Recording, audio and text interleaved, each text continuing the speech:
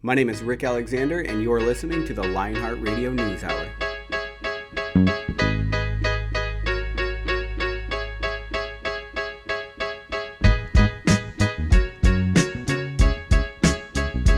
Hey, thanks for checking out the very first Lionheart Radio News segment. I don't know that this will be a super regular occurrence, but as news comes out, especially as it pertains to the active lifestyle, I definitely want to give you guys a little bit of a take. One of my very first goals with Lionheart Radio was to create something that was an alternative conversation from the garbage that we get pushed down our throats every single day. This is not new to anybody, but if you listen to the mainstream media, you definitely know what I'm talking about, especially if you watch it for a long period of time. Sometimes if I get really entrenched with it, over this last election cycle, I think, 90% of our country was just grossly entrenched in it, especially because of social media. And it's so goddamn polarizing and depressing, and their goal is to keep your eyes on them for 24/7. So the way that they do that is by running these negative news stories over and over. And a lot of times they're not even true, they always have their spin on them, and I'm in the military, and I know there's been certain times where my parents will call me and they'll be like, hey, I heard this happen because they were watching the Fox News or CNN, and I'm like, nope, that literally did not happen whatsoever. This is how it happened. That's something to think about. I'll get off my soapbox about the news, but what I wanted to say is there's an alternative conversation taking place. The world is not going to end, and there are people out there, that would rather have you believe it is so that you stay tuned in, and I'm not one of those people. In fact, I'm one of the people that probably wants to promote the exact opposite. The world's not going to end, and I would say that your upward mobility in this world and in this life is actually a lot higher than most people will have you believe. And that's one of my goals with Lionheart Radio. So the news segment is something I want to do because a lot of times new studies or things will come out and people don't necessarily know how to interpret them. So this one I'm going to do as a solo session, but if I think that there's something that could be understood or broken down better by experts, I will definitely do my best to get those experts in the studio so that we can get the information to you. So right now we're coming up on the CrossFit Games season, and or not the season, the actual CrossFit Games. And so what I wanted to do is I wanted to break down some of the things going into the CrossFit Games so you know what to look for and what not to look for. Now, if you're not a CrossFitter, I know that we have a lot of people that listen to this that are strength athletes and ultra runners, especially because that's what I am. Don't worry, there's definitely things in this episode that I think will be helpful for you to understand and know about, because some of the things that are taking place, especially the steroid usage, is widespread. It's definitely not just in CrossFit, and I think that's something that we all definitely understand. So CrossFit released a statement about 3 athletes that just tested positive for a banned substance. So 3 athletes are Nick Thomas. He tested positive for a SARM of CrossFit Marysville. OJ Washington, he tested positive for a stimulant. He went to Bear Republic CrossFit. And Ryan Elrod, he tested positive for an anti-estrogen. Coming off his cycle there, I guess, at the end. But I'm going to break down what all of these mean, and then we'll get into a couple of the workout that have been released as well. So Nick Thomas, he tested positive for a SARM. SARM is a select androgen receptor modulator. I'm pretty sure I have that right. And here's the thing. There's 3 kinds of types of banned substances that people typically think of. Are obviously steroids. You understand a steroid is a scheduled illegal substance, right? Those are on the black market. But then there's a gray market. Things that would fall in the gray market are like the SARMs, and that are sold for research purposes is how they're marketed. And then pro hormones as well. So a pro hormone, what they do is they take a steroid, they'll change one of the chemical strains in the steroid, all right? They'll call it something else that's like a little bit different of a name, and then they'll sell that. The problem with a pro hormone is when you start to change these chemical strains, we don't necessarily know yet how that is going to affect you. Now, if people get really good results from them and they start buying whatever said pro hormone a lot, like Trenbolone, Tren was one of them. It became illegal, and now it's a scheduled banned substance. So it's actually a steroid now. All right, but what happens is you change these chemical strains, and people don't necessarily understand how that's going to affect you. So with pro hormones, typically what you get is more severe side effects and not quite as many benefits. And if you work out in a tested sport such as CrossFit, if you're a games competitor, the problem with something like a pro hormone is that you don't get as good a result, and it's still going to be, fucking illegal at the end of the day. Now, a SARM is going to fall into that same category. So Austrian, I believe, is the SARM that he was taking. So SARMs here's the problem with those, is that they are studied at a very low dosage, and then they are sold and people take them at a very high dosage because it takes a very high dose in order to get any kind of desired benefit. So maybe they're tested at, let's say, 1 milligram a day, and they'll say, hey, there's no side effects to a SARM. And then you'll see people that are taking them, they have to take like 50 to 150 milligrams of said, SARM a day in order to get the desired result. And then with that comes a lot of side effects that they obviously didn't pick up in the studies. And some of those side effects are like strained vision. People have a hard time seeing at night. They get a yellow tint to their vision. All of this crazy shit that's like, if you would step back and look at it, it's like, that does not seem worth it at all. I would just say go for the real deal. At least then you know what the side effects are going to be. So he tested positive. Nick Thomas tested positive for a SARM, and that's what a SARM is. If it's going to be me, I'm probably just going to do, the real thing. All right. OJ Washington, he was at the Bear Republic CrossFit gym and he was going team. He tested positive for methylhexanamine, I believe it is. Now, actually wasn't familiar with this, so I did have to look it up, and he said it was from his pre-workout. So then I actually went and looked at it, and actually is found in a lot of pre-workouts. So it was under the name Forthane at first, and it used to be inhaled as a nasal decongestant, kind of weird. So it was developed by Eli Lilly and Company and marked as an inhaled nasal decongestant from 1944 until it was voluntarily withdrawn from the market in 1983. Since 2006, it has been sold exclusively under many names as a stimulant or energy-boosting dietary supplement under the claim that it is similar to certain compounds found in geraniums. But its safety has been questioned as a number of adverse events and at least 5 deaths have been associated with supplements containing this product. So I think that's the big thing. That's how it end up. It says it's on Wikipedia. It says it's been banned by many sports authorities and governmental agencies. So I think that's the big thing. And, here is the really shitty part that I don't know necessarily if people are talking about or not. But, what sucks is that there's an entire team that had to give up their entire life in order to get to the CrossFit Games. And, when you test for something like a pre-workout that's a banned substance, that really, well, I don't have to put it out there. That really fucking sucks for everybody else. The CrossFit Games are at a level now where you absolutely have to be a pro athlete in order to get there. The problem is, you're not going to make much money unless you are a pro athlete, unless you're that very top percentage.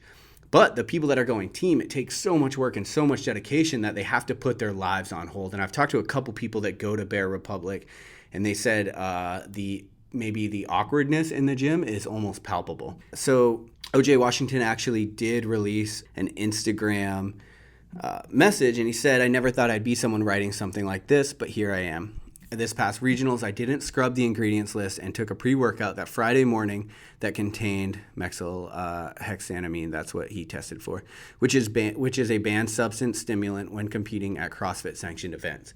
A pre-workout powder you can get at any nutrition shop in any town. It was listed as a different name on the labeling, but that doesn't matter. I didn't do my due diligence and research the product I was putting into my body. I was completely shocked sitting at work. I was going about my normal day when this email pops into my inbox. I must have read and reread it 100 times thinking this had to have been a mistake. I can't be mad or cast blame on anyone else. This is completely my fault. As an athlete competing at this level, I should have known better, and I accept 100% responsibility. I was in no way trying to create an advantage or cheat the system. I simply didn't look at everything on the packaging label.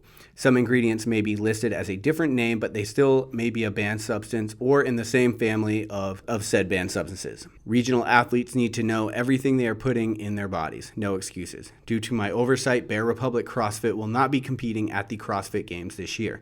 It is extremely frustrating to have your season wiped out, not because of a masking agent, hormone blocker, pro-hormone, SARMs, andro, steroids, T, or HGH, but because of a simple pre-workout powder. But the rules are the rules, and I broke them.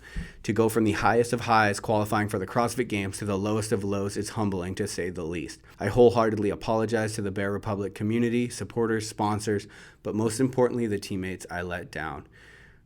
Man, that is fucking rough. So There you have it. That's O.J. Washington's statement. Well, not a statement, but his what he posted on Instagram right after. It's just a tough thing to swallow. At the end of the day, when people first hear it, they're like, well, of course, it's easy to say that it was in a supplement, But at the end of the day, it seems like actually it definitely wasn't a supplement, and it seems like that is, it's illegal by the CrossFit Games, so it is what it is.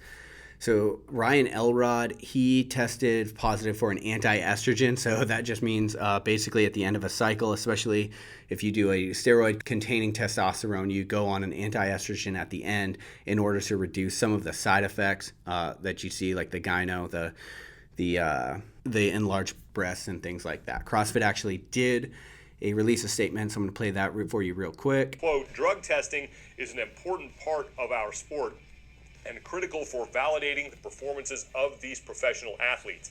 Each individual competitor who advances through regionals must pass a drug test in order to compete at the CrossFit Games. The most common causes of a failed test are over-the-counter supplements and medications, which confer an advantage despite being taken under prescription. Regardless of the intent, we have a zero tolerance policy for athletes who used banned substances and will continue to use in competition and directed out of competition testing to validate our athletes and resist cheating. So there you go. It's a rough situation, a situation that I guarantee all of these athletes and their teammates were badly wanting to take back. And at the end of the day, when you compete in a lot of people take pre-workouts and things of that nature.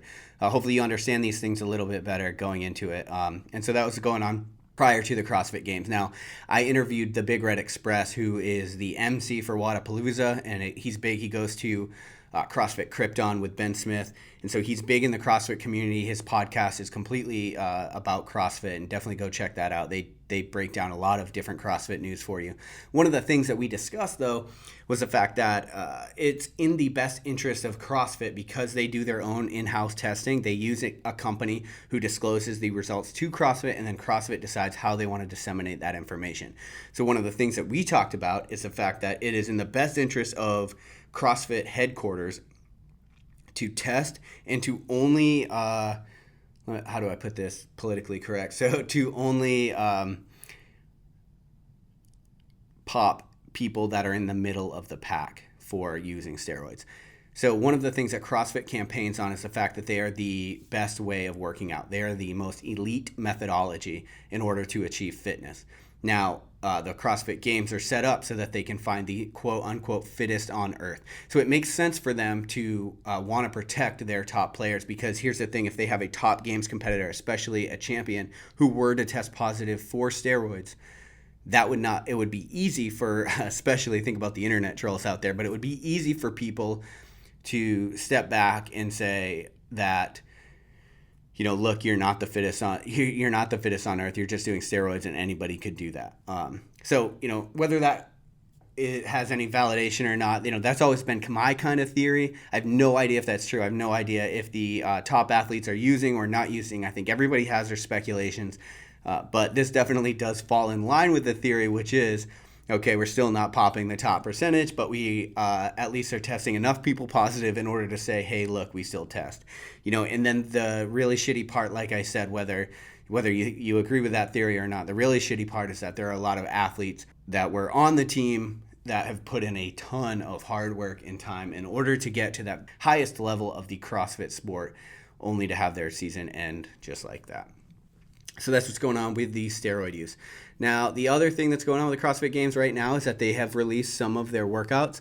And I was just checking out some of those. They have a run, swim, run on Thursday, which is pretty standard for CrossFit. And then one of the things that's new is cyclocross. So I don't know how many people are familiar with cyclocross, but what cyclocross is, it was invented in order for road racers to stay fit in the off season. And so it is typically on a road bike. Well, it's a cyclocross bike. In the demo video on the CrossFit website, they had the person competing, running the course in a mountain bike. So I'm assuming that might be what they're doing. And it didn't look that much like a cyclocross course, because typically with cyclocross, you have a lot of mud and snow because it's in the off season of cycling, and you have these people going in more of a sprint format, and you have to get off the bike and run a lot with your bike. So in the section that I saw, you only had to get off your bike 3 times, which that'll help a lot for the CrossFit competitors because they will be able to not have to rely on their equipment so much, because learning clipless pedals, especially if you're not a cycler, can be a real bitch. I'm not sure if they're going to be, using clipless pedals, but it definitely adds a lot of how the gear, But that's always CrossFit, right? It's always a lot of technique. They introduced the pegboard that one year. Everybody fell apart and couldn't do it. Then they all went home, they learned the technique, and then, of course, they're physical studs. They all came back and were able to do it. But I would say, as far as a CrossFitter, for their general fitness, the cyclocross falls in to their preferred methodology really well because of the time domain, because of the effort. It's typically an all-out effort for a shorter time period, and I think that this will reflect that. And so I actually think that CrossFitters going to cyclocross will do really well. Then they have an obstacle course, also similar, very CrossFit-y, and they go into a snatch, and then into some more CrossFit type workouts. So the CrossFit Games, they start Thursday on August 3rd, and they go till Sunday, August 6th, and then we will have crowned the new fittest on earth. So hope you guys enjoyed this Lionheart Radio news segment. I hope you maybe understand a little bit better about what's going on in the fitness community. If you have things that you would like us to cover as we go through the year, send those news stories to us. Send them to me at rick@louisvive.com, and I will certainly do my best to break them down for you. And if I can't do it, I will bring on the experts that can. All right, thanks for checking this out, and I will see you guys later. Bye.